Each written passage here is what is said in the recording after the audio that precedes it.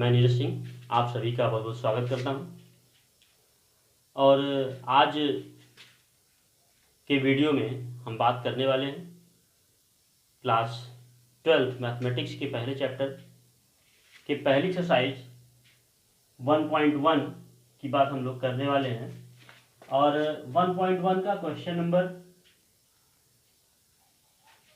10 तक के क्वेश्चंस आपको हमने पिछले वीडियो में सॉल्व करा दिए थे। इसके बाद आज हम क्वेश्चन नंबर 11 to 16 के सॉल्यूशन के बारे में बात करेंगे। ठीक है, इससे पहले हम पूरी उम्मीद करते हैं कि आप अपने घर में स्वस्थ एवं सुरक्षित होंगे। और जैसा कि लॉकडाउन का पीरियड चल रहा है तो इस दरमियान आप अपने घर में अवश्य बने रहें। बाहर निकलने की बिल्कुल भी ज़रूरत नहीं है।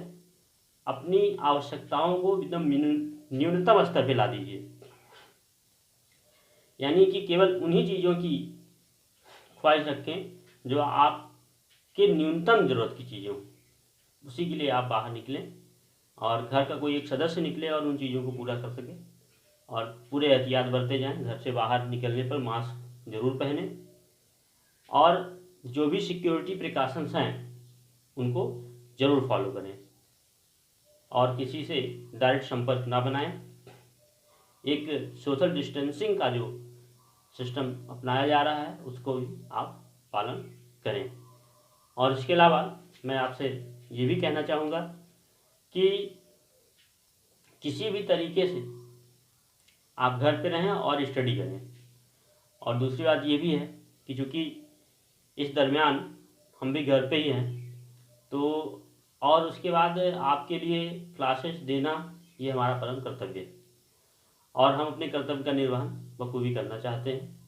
और इसके साथ ही हम आपसे ये भी अनुरोध करेंगे कि आप वीडियोज़ को देखें। हर एक छोटी से छोटी बात जो आपके लिए आवश्यक है उसका डिस्कशन इस वीडियो में किया गया है। तो वीडियो देखें अच्छी तरह से।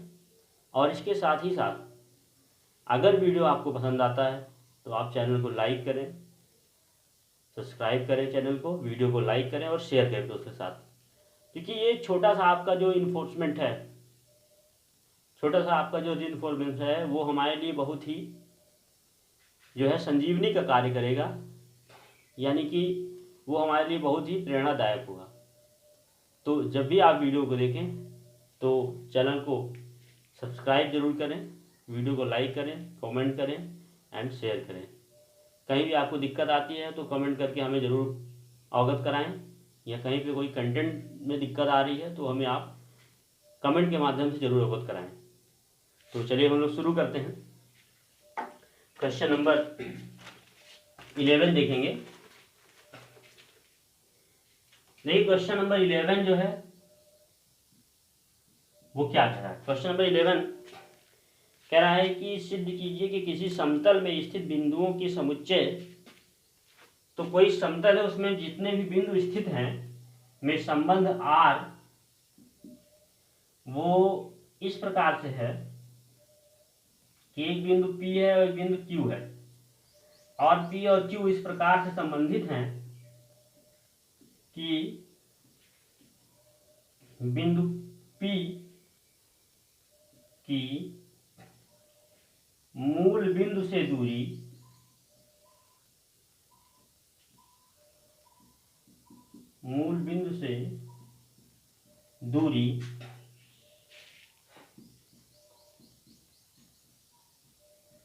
बिंदु Q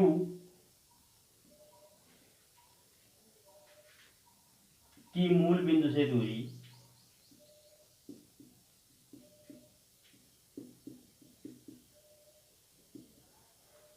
दूरी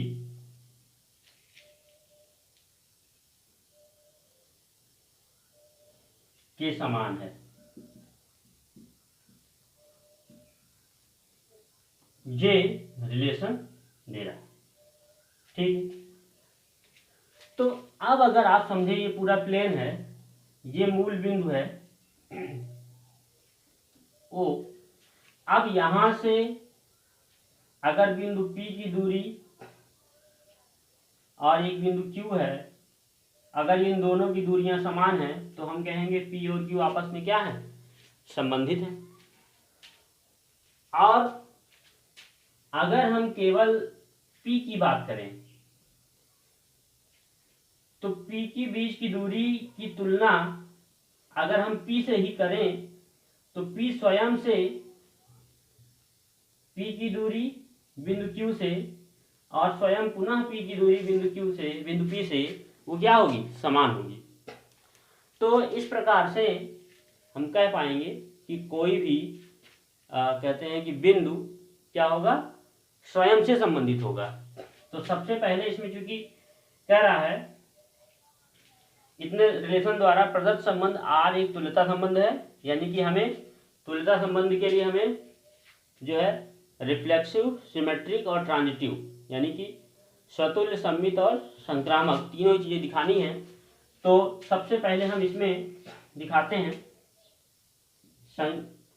स्वतुल्य के लिए। तो सीधी बात यहां होगी, क्योंकि मूल बिंदु से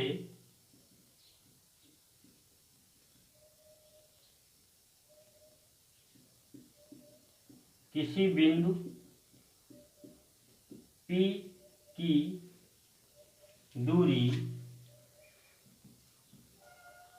स्वयं के मूल बिंदु से दूरी के समान होगी, इसलिए P, P belongs to R for every P belongs to प्रत्येक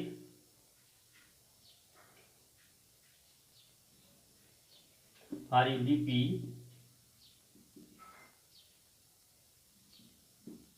समतल के बिंदु के लिए, समतल के बिंदु के लिए ये चीज है।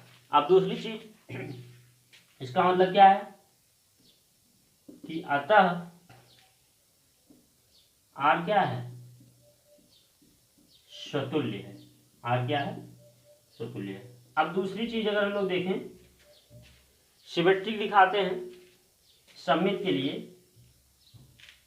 तो यहां पे हमने माना या कह सकते हैं कि यदि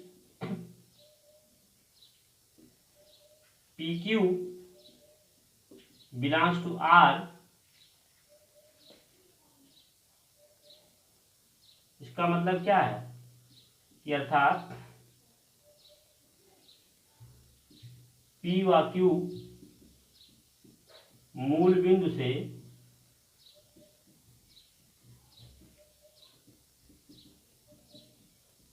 समान दूरी पर हैं। तो इसका मतलब सीधे से जाएगा कि Q, P भी बिलोंग्स टू R होगा। ठीक है, तो इसका मतलब सीधे से जाएगा कि अतः R क्या है, सममित है। R क्या है, सममित है। ठीक है, अब तीसरी चीज भी एकदम आसान सी बात हो जाएगी, क्योंकि जब आप इसको दिखा पाते हैं तो काफी हद तक जो है तीसरी बात काफी आसान हो जाती है। पहले इसको भी देख लेते हैं कि तीसरी बात हमें क्या दिखानी है,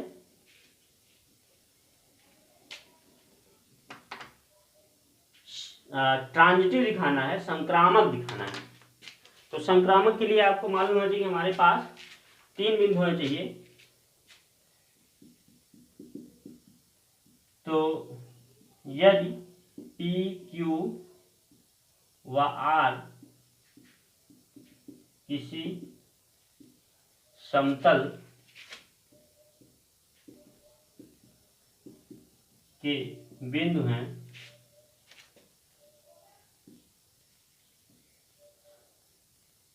और PQ बिलोंग्स टू R तथा, या इसका मतलब क्या है कि इसका मतलब सीधे ये है कि P व Q कि मूल बिंदु से दूरी समान है। ठीक, अब दूसरी बात, Q, R, अब यहाँ पे एक R यहाँ पे हम लोगों ने ले रखा है और ये रिलेशन के लिए भी R यहाँ पे है, तो PQT ले लेते हैं। तो P, T भी बिलोंग्स टू R होगा। इसका क्या मतलब है, विच इम्प्लाइज कि Q व T मूल बिंदु से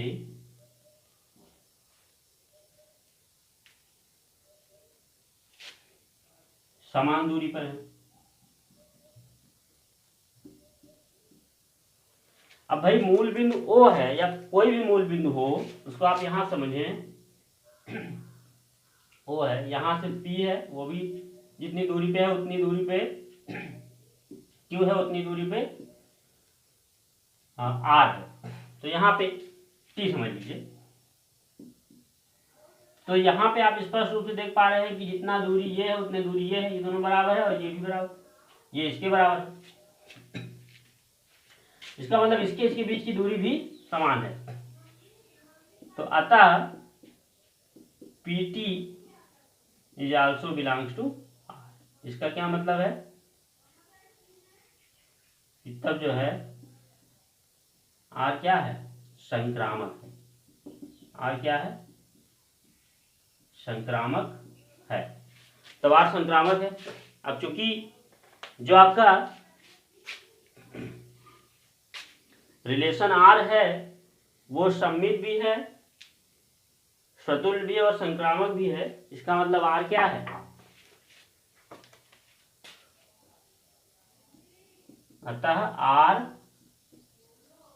अतः R जो है क्या हो जाएगा, तुल्यता संबंध है।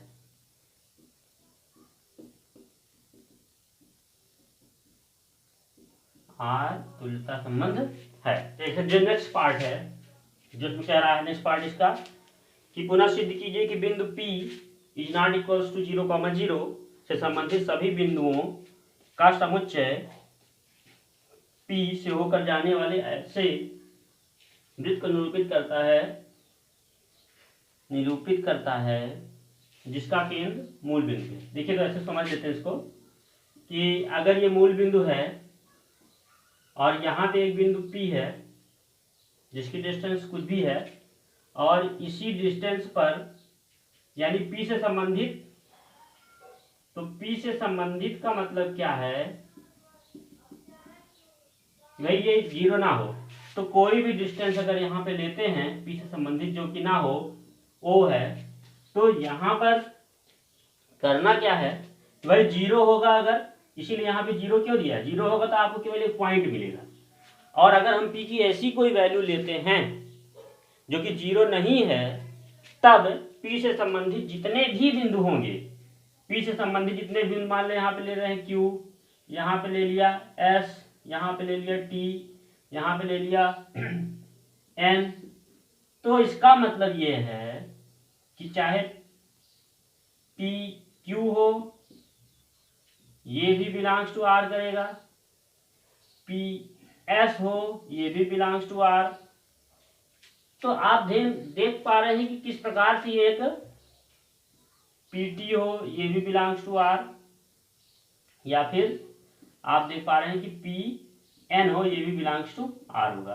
क्यों होगा, क्योंकि ये सब जो है इक्वल डिस्टेंस पर हैं, और इक्वल डिस्टेंस पे होते हुए इस तरह से बहुत सारे पॉइंट हो सकते हैं जो कि P से संबंधित हो, यानी कि P से संबंधित जितने भी पॉइंट होंगे, अगर उनको यहाँ पे अगर सभी बिंदुओं को रख दिया जो P संबंधित है, तो एक प्रकार से वो क्या बनाएगा, वृत्त बनाएगा। तो ये होने के बाद है ना, अतः P से संबंध R द्वारा संबंधित सभी बिंदु एक वृत्त का निर्माण करेंगे।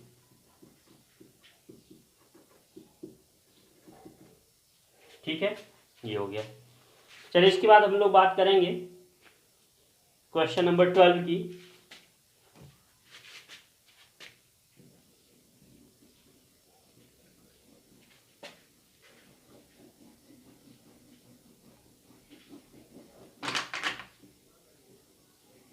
क्वेश्चन नंबर 12 की बात करेंगे।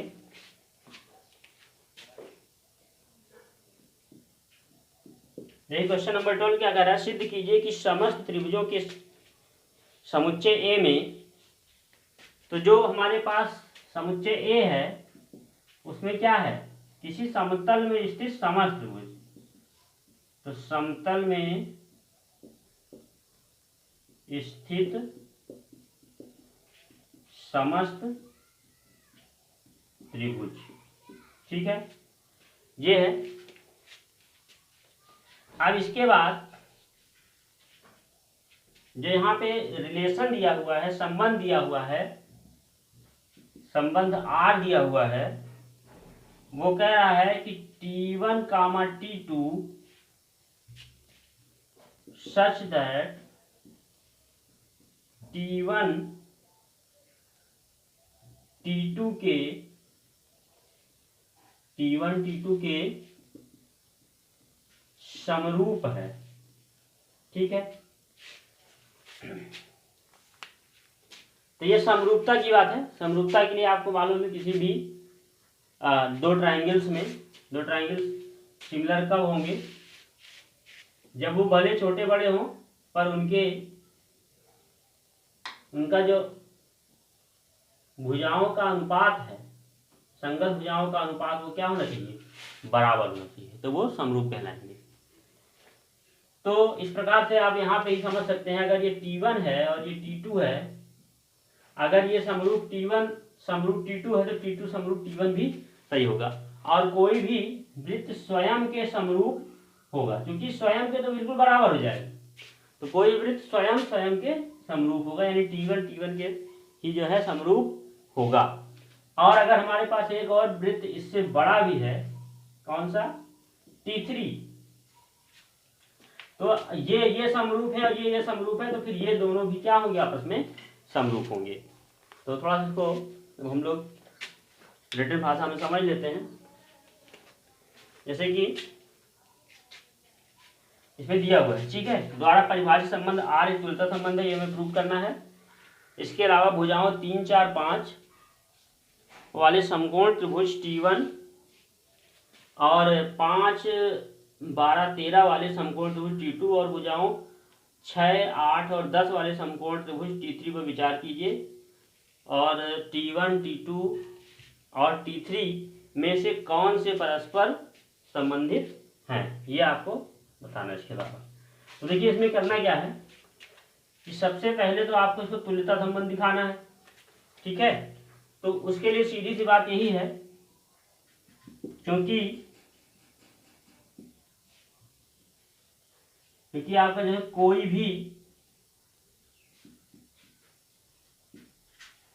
कोई भी त्रिभुज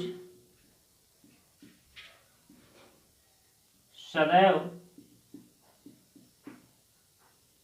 स्वयं के समरूप होता है, इसलिए for every T1 belongs to A, T1, T1 belongs to R। अतः R क्या है, सतुल्य है, अतः R सतुल्य है। ठीक है, अब उसके बाद सेकेंड नंबर पे अगर हम आ जाए, तो सेकेंड नंबर पे आप देख सकते हैं कि अब हमें दिखाना क्या है, सिमेट्रिक दिखाना है। तो यहाँ पे सीधे ये लेते हैं, यदि T1, T2 belongs to A, जो गिवन सेट है A, तथा T1 comma T2 belongs to R। इसका क्या मतलब है? इसका मतलब सीधे ये है कि T1 सिमिलर टू T2। अब T1 सिमिलर टू T2 है और तो इसका क्या मतलब है? इसका मतलब है कि T2 सिमिलर टू T1। अब जब T2 सिमिलर टू T1 है तो इसका क्या मतलब है? इसका मतलब है कि भाई T2 comma T1 is also belongs to R। यहां से प्रूव हो जाता है कि R क्या है? सममित है। R क्या है? सममित है। अब तीसरी चीज ट्रांजिटिव यानी कि संक्रामक दिखाने के लिए देख लेते हैं। संक्रामक दिखाने के लिए क्या करेंगे?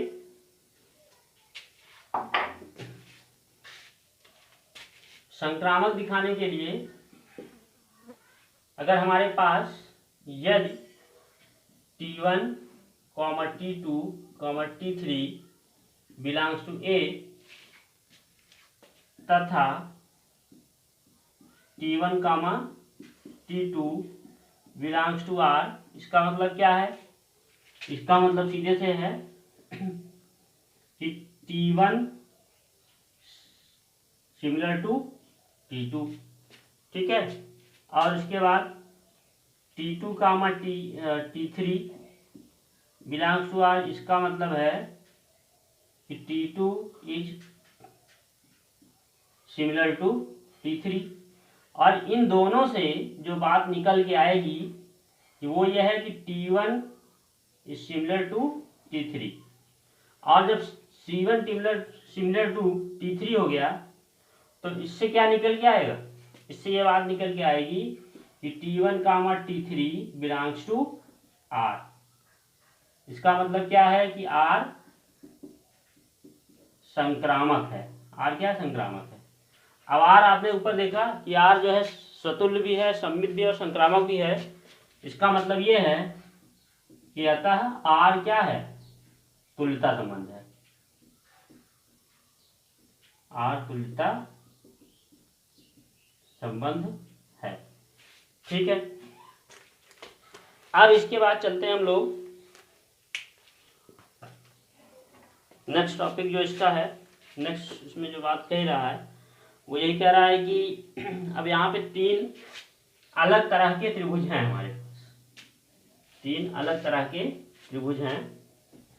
एक तो T1 है, T2 और T3, जिनके अलग अलग मेजरमेंट्स हमको दिए हुए हैं, ठीक। अब इसका जो है देखिए कि यहाँ पे तीनों जो है आपको राइट एंगल ट्राइंगल दिए हुए हैं। एक राइट एंगल ट्राइंगल जो है वो ये है 3, 4 और 5। ये कौन सा ट्राइंगल है? T1। फिर एक दूसरा दिया हुआ है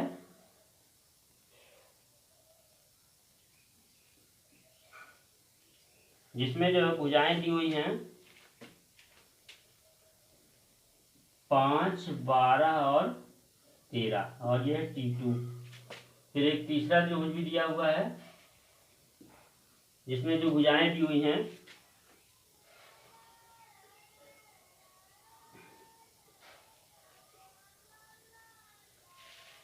6, 8 और 10। इसमें है T3, ठीक है। यहाँ पे तीन भुजाएं दी गई हैं, तीन त्रिभुज दिए गए हैं T1 T3 पर विचार कीजिए और T1 T2 और T3 में से कौन से त्रिभुज परस्पर संबंधित हैं। तो आपको यहाँ पे बताना है कि कौन कौन से त्रिभुज परस्पर संबंधित हैं। तो देखिए संबंधित होने के लिए उनकी भुजाओं का अनुपात क्या आना चाहिए? बराबर आना चाहिए। ये कर्ण है और ये कर्ण है, तो कर्ण और कर्ण का अनुपात है ना। T1 व T2 के लिए देख ले रहे हैं हम लोग पहले। T1 और T2 के लिए देखेंगे भाई 5/13 ये आ रहा इज नॉट इक्वल्स टू 4/12। क्या इक्वल है क्या? नहीं है। जबकि भुजाओं समरूप होने के लिए यानी कि सिमिलर होने के लिए अगर दो ट्राइंगल हमारे पास हैं और इसकी ABC भुजाएं हैं और इसका PQR भुजाएं हैं तो A/P इक्वल्स टू B/Q और C/R ये बराबर होना चाहिए। ठीक है, तो इससे यहीं से कंफर्म हो गया कि अतः R क्या है। अच्छा, T1 और T1 सिमिलर नहीं है किसके? T2 के। अब बचा हुआ है T1 व T3 के लिए देख लेते हैं। T1 व T3 के लिए देख लेते हैं। भाई ये भुजा है 4/8 इक्वल टू क्या आएगा 1/2। फिर ये भुजा ले लेते हैं, आधार जिसको कह सकते हैं, ये भी 1/2। फिर कर्ण ले लेते हैं 5/10, ये भी 1/2। ठीक है, इससे इसमें ले रहे हैं 4/8 भी आपका 1/2 आ गया, ये सब है ना। तो यहीं से कंफर्म हो जाएगा अतः T1 T3 से संबंधित है, R द्वारा संबंधित है। T1 T3 से R द्वारा संबंधित है। अच्छा, अभी हमने इसको इससे देख लिया, इसको इससे, अब इसको इससे भी देख सकते हैं। तो पहला क्या है? पहला एक ही अनुपात देख लेते हैं और इसमें चल जाएगा। वही इन दोनों के भुजाओं का अनुपात हम चेक करना चाहें तो 12/8 और 5/, तो आप पहले से देख पा रहे हैं कि 5/6 है ना। तो 12/8 की वैल्यू कितनी आएगी देख लेते हैं। पहले इसको डिवाइड कर लीजिए, 3 4 से काट लेते हैं, 4 3 12 हो गया और ये तो सीधे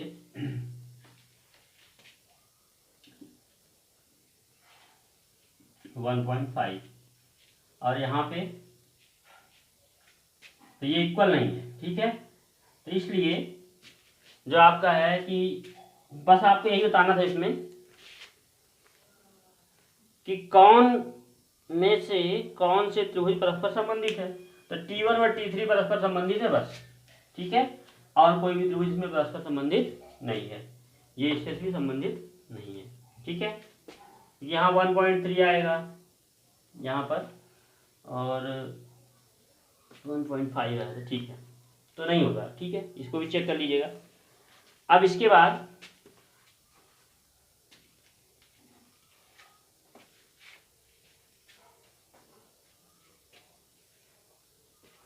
क्वेश्चन नंबर 13 की बात करें।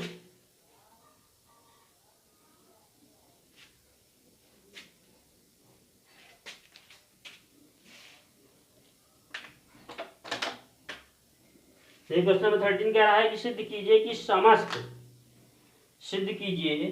समस्त बहुभुजों के समुच्चय ए में। क्वेश्चन नंबर 13 जो है कह रहा है, क्वेश्चन नंबर 13 सिद्ध कीजिए कि समस्त बहुभुजों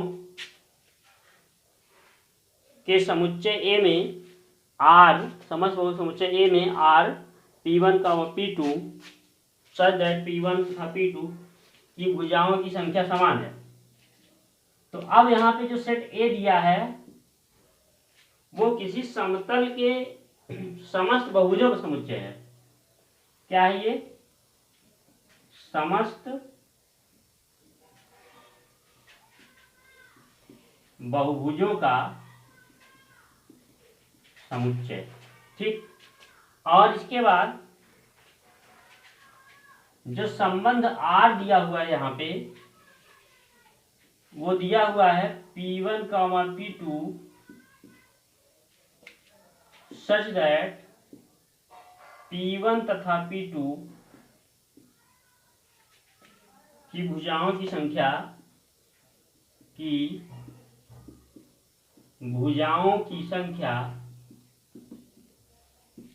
समान है। भुजाओं की संख्या समान है, तो ये संबंध है। तो कोई दो बहुभुज कब संबंधित हो, जब उनकी भुजाओं की संख्या समान होगी। तो सबसे पहली बात यही हो जाएगी कि जो होगा, कोई भी बहुभुज होगा उसकी भुजाओं की संख्या स्वयं उस बहुभुज की भुजाओं की संख्या समान होगी। ठीक है, तो for every A belongs to, या for every P1 belongs to R, P1, P1 is always belongs to R, क्योंकि प्रत्येक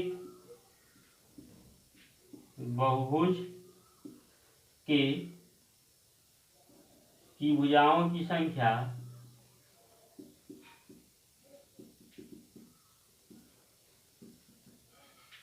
स्वयं अपनी भुजाओं के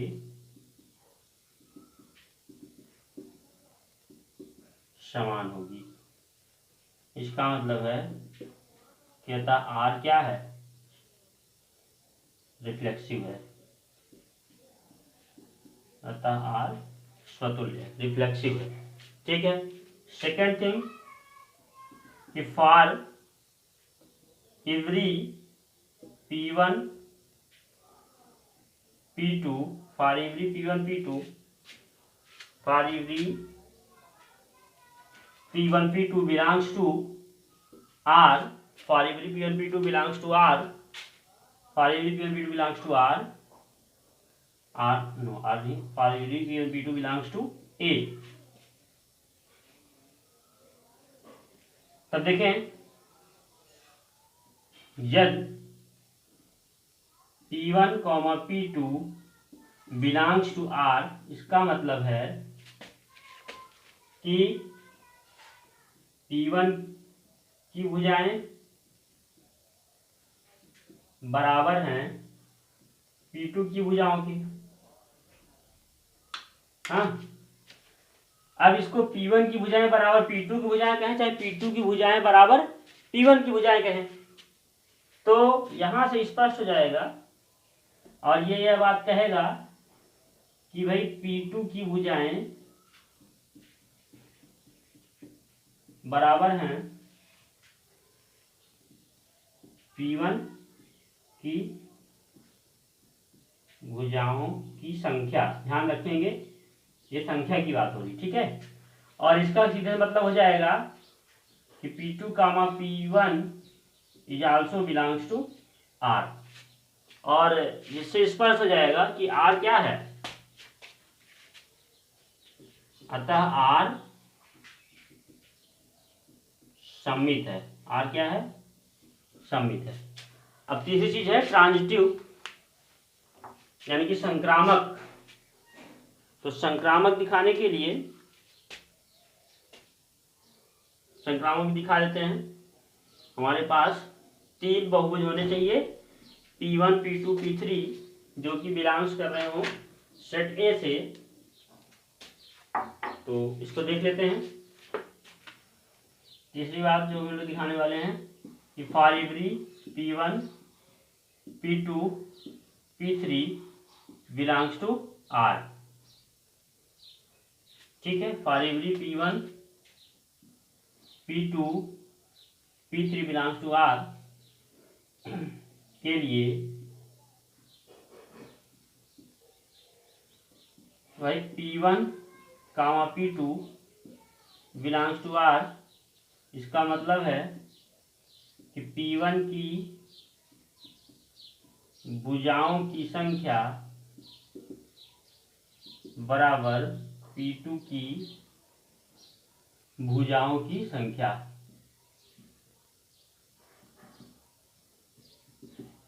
ठीक, अब फिर ये होगा तथा ये भी होगा।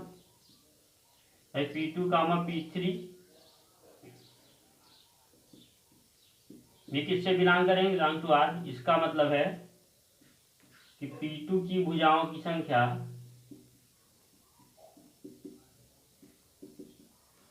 बराबर P3 की भुजाओं की संख्या। P2 तो अब इसका क्या मतलब इन दोनों से? इन दोनों से ये मतलब हुआ कि P1 व P2, P1 व P3 की भुजाओं की संख्या क्या है? समान है। और जब P1 P3 भुजाओं में समान है, इसका मतलब है कि P1 comma P3 belongs to R। इसका मतलब है कि R क्या है? संक्रामक है, और R संक्रामक भी हो गया। अब इसका क्या मतलब है कि R अतः R तुल्यता संबंध है।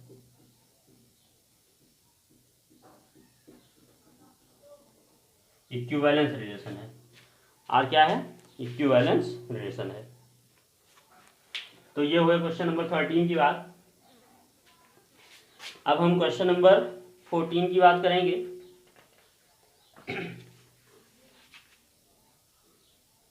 बता देते हैं।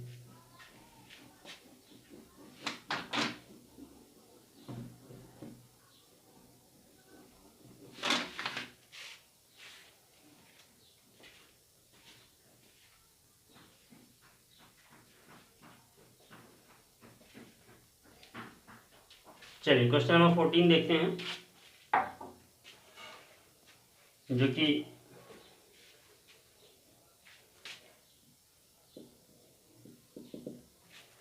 बात कर रहा है कि मान लीजिए कि XY तल में स्थित समस्त रेखाओं का समुच्चय L है। तो यहाँ पे एक समुच्चय L दिया है जो कह रहा है कि भाई XY तल में स्थित समस्त रेखाओं का समुच्चय है। ये XY तल में स्थित समस्त रेखाओं का समुच्चय है। और इस समुच्चय L में जो एक संबंध है R, वो ये है कि L1, L2 यानी L1 L2 belongs to R करेंगे। किस प्रकार से? L1 समांतर है L2 के, L1 समांतर है L2 के। ठीक है, द्वारा परिभाषित संबंध R है। सिद्ध कीजिए कि R एक तुल्यता संबंध है और रेखा y = 2x + y से संबंधित रेखाओं का समुच्चय ज्ञात कीजिए। ठीक है, तो देख लेते हैं इसको। अब सबसे पहले हमें तुल्यता संबंध प्रूव करना है। तो उसके लिए पहला पार्ट यही होगा कि for every L1 belongs to set L, L1 related to L1 belongs to R, क्योंकि कोई भी रेखा स्वयं के समांतर होती है, इसलिए R क्या है? स्वतुल्य है। R क्या है? स्वतुल्य है। अब सेकंड थिंग कि for every L1 L2 belongs to L, यदि L1, L2 belongs to R, इसका मतलब क्या है कि L1 समांतर L2 है, तब इसका मतलब है कि L2 समांतर L1, और फिर इसका मतलब है कि L2 और L1 भी क्या है, रिलेटेड टू R है। अर्थात सीधे R क्या हो जाएगा, सममित हो जाएगा। R क्या है, सिमेट्रिक है, सममित है, R सममित है। ठीक है। अब इसके बाद तीसरी बात,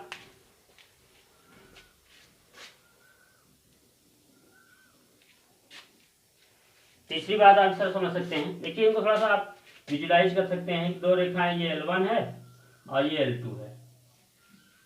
ठीक है, तो L1 समांतर L2, तो L2 समांतर L1 भी तो होगा, और तीन और ले लें, ये इसके समांतर और ये इसके समांतर है, तो इसका मतलब L1 और L3 भी क्या है, समांतर होंगे। तो वही चीज देख लेंगे तीसरी, ट्रांजिटिव यानी संक्रामक, कि for every L1 L2 L3 belongs to R, यदि L1 L2 belongs to R, इसका मतलब सीधे है कि L1 पैरेलल टू L2 और L2, L3 belongs to R, इसका मतलब है L2 पैरेलल टू L3, और इन दोनों से सीधे जो मतलब निकलेगा वो क्या होगा, इन दोनों से जो मतलब निकलेगा इसका मतलब है कि L1 पैरेलल टू L3, और इसका क्या मतलब है, L1 L3 के पैरेलल है। इस बात का मतलब क्या है कि L1, L3 also belongs to R, और इसका मतलब है कि R क्या है, संक्रामक है। R क्या है, संक्रामक है, और R संक्रामक है, इसका मतलब है यथा R क्या है, तुल्यता संबंध है। R क्या है, तुल्यता संबंध है। ठीक है,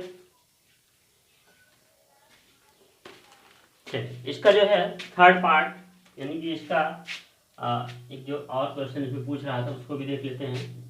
वो ये है कि एक समीकरण दिया हुआ है और आपसे पूछ रहा है कि इस रेखा के समांतर सभी रेखाओं का समुच्चय ज्ञात कीजिए। तो यहाँ पे जो रेखा का समीकरण दिया हुआ है वो दिया है y = 2x + 4। अब देखिए इस रेखा से संबंधित सभी रेखाओं का जो समुच्चय हो जाएगा, देखिए हमें क्या करना है कि यहाँ पे अगर इसकी हम प्रवणता की बात करें, टेंजेंट की बात करें, तो प्रवणता होता है y = mx + c। तो जहां पर ये y = mx + c के रूप में लिखा है, इसकी प्रवणता क्या है, 2 है।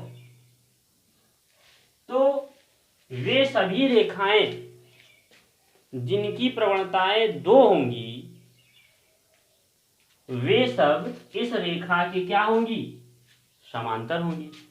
ठीक है, केवल हमें इस वैल्यू को चेंज करते रहना और नई नई रेखाएं। तो इस प्रकार से हम लिख सकते हैं, इसको मान लें, तो रेखा 1 से संबंधित सभी रेखाओं का जो समुच्चय हो जाएगा वो किससे मिलेगा, y = 2x + c for every c belongs to real number.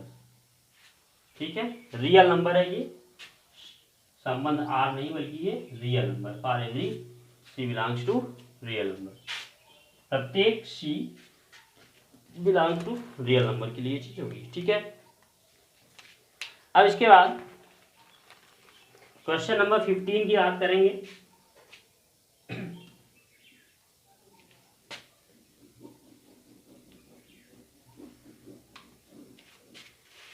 चलिए ठीक है, क्वेश्चन नंबर 15 देखेंगे। क्वेश्चन नंबर 15 आपको बता रहा है कि यहाँ पे एक समुच्चय दिया गया है, समुच्चय 1 2 3 4 जिसमें एलिमेंट्स हैं, और एक रिलेशन दिया हुआ है इस समुच्चय पर 1, 2 1, 2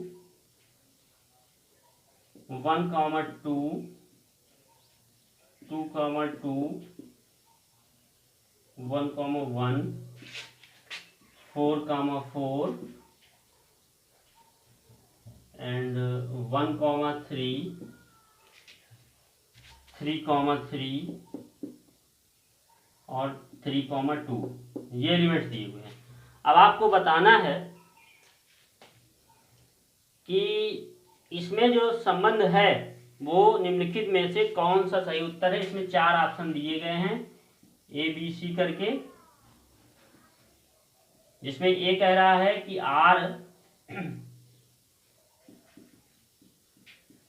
आर स्वतुल्य है, स्वतुल्य तथा सममित है, स्वतुल्य भी है और सममित है,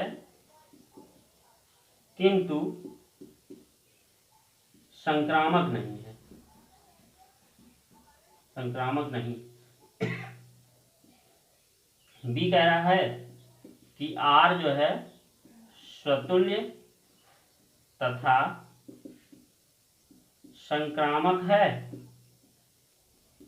किंतु सममित नहीं है। फिर जो सी नंबर है कह रहा है कि आर सममित है किंतु स्वतुल्य नहीं है। और चौथा कह रहा है कि आर एक तुल्यता संबंध है। ठीक, तो पहला चेक कर लेते हैं आर स्वतुल्य है कि नहीं। भाई यहाँ पे 1 2 3 4 है, ठीक है। तो देख पा रहे हैं कि 1 1 से संबंधित है, 2 2 से संबंधित है, 3 3 से है और 4 4 से है। तो स्वतुल्य में तो कोई डाउट नहीं है। अब सममित के लिए अगर 1 2 है तो 2 1 भी होना चाहिए। 1 2 है, 2 1 है कहीं पे नहीं, तो सममित तो ये है नहीं। तो पहली बात तो यहीं पे कैंसिल हो गई। भाई स्वतुल्य है पर सममित नहीं है तो यही गलत हो गया। ठीक, दूसरा कह रहा है कि आर स्वतुल्य है, सही है। संक्रामक देख लेते हैं, 1 2 से है तो 1 जो है 2 से है और 2 2 से है, ठीक है। 1 2 से है, 1 2 से है, 2 2 से है और फिर 1 2 यहाँ पे खुद ही है, ठीक है। उसके बाद 1 3 से है और 3 3 से है और 1 3 भी है, ठीक है। 3 2 से है और 3 3 से है और 3 2 है, यानी कि संक्रामक भी ये है, ठीक है, और सममित नहीं है। तो ये स्टेटमेंट बिल्कुल हमें सही समझ में आ रहा है और यही इसका आंसर होगी। तीसरे ऑप्शन पे थोड़ा देख लेते हैं, आर सममित है किंतु स्वतुल्य नहीं। भाई सममित तो है, सममित तो है ही नहीं तो कोई बात ही नहीं है, और फिर तुल्यता संबंधित कोई बात ही नहीं है, ठीक है। चलिए इसके बाद हम लोग क्वेश्चन नंबर 16 अब देखेंगे। क्वेश्चन नंबर 16 जो कि कह रहा है कि मान लीजिए कि आर, मान लीजिए समुच्चय n में, मान लीजिए समुच्चय n में R A to B such that A is equals to B -2, A equals to B -2। यानी कि यहाँ पे देखिए जो क्वेश्चन नंबर 16 है इसमें जो रिलेशन है वो प्राकृतिक संख्या पे रिलेशन है, ए बी है, वो किस साथ संबंधित है, a इक्वल्स टू बी -2 और b की वैल्यू ग्रेटर देन 6 है। b की वैल्यू क्या है, 6 से बड़ी है। निम्नलिखित में से सही संबंध चुनिए। तो 2,4 पहला है ए नंबर कि भाई 2,4 बिलोंग्स टू आर।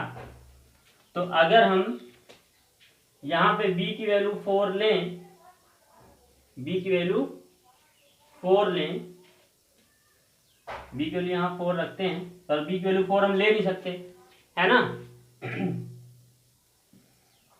तो सीधे सीधे ये क्या है, गलत है, क्योंकि b की वैल्यू यहाँ पे क्या है, 6 से बड़ी होनी चाहिए। b क्या है, 6 से बड़ा होना चाहिए, ये गलत है। b नंबर देख लेते हैं, b नंबर ऑप्शन जो है 3,8 बिलोंग्स टू आर।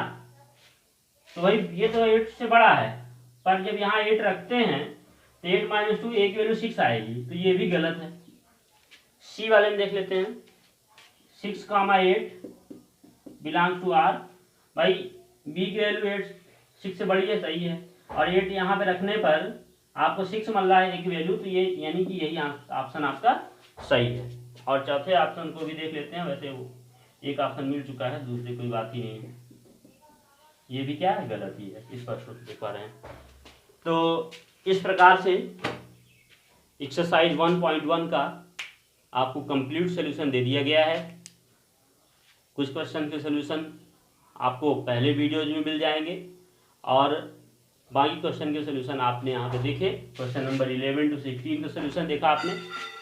सोल्यूशन देखने के बाद अगर अब भी आपको कहीं पे कोई संदेह बना हुआ है तो उसको आप अपने पास मत रखें, उसे हमें ज़रूर बताएं, क्योंकि जब भी आप हमें अपने संदेह, अपने डाउट्स हमें बताएंगे तभी हम उस पर वर्क कर पाएंगे और इससे आपको ही चीज़ों को अच्छी तरीके से समझने का अवसर मिलेगा। और साथ ही साथ लगातार क्वेश्चंस करते रहें, क्योंकि ऐसा मानना है विभिन्न कहते हैं स्टूडेंट्स ग्रुप में ये बात बहुत ज़्यादा फेमस है, भाई पहला चैप्टर जो है कुछ ना कुछ अलग ही है। तो अब आपको यहाँ से पढ़ने के बाद, हमारे साथ पढ़ने के बाद आपको ये चीज़ नहीं लगना चाहिए, किसी भी प्रकार की किसी भी कठिनाई को आपको सामना नहीं करना है। सीधे सीधे क्वेश्चन आप हमसे डिस्कस करें, जो भी क्वेश्चन में दिक्कत आ रही हो केवल आप क्वेश्चन नंबर कमेंट में हमें डिस्कस करें और उस क्वेश्चन को हम पुनः दूसरे तरीके से, जितने भी तरीके होंगे हम अलग अलग तरीके से आपको बताएंगे, जिससे कि आपको क्वेश्चन हर हाल में समझ में आ जाए। और बस एक छोटी सी रिक्वेस्ट कि आप वीडियो को अधिक से अधिक शेयर करें और जिससे कि आपके दोस्त भी लाभान्वित हो सके और साथ ही साथ चैनल को सब्सक्राइब करें। बहुत बहुत धन्यवाद।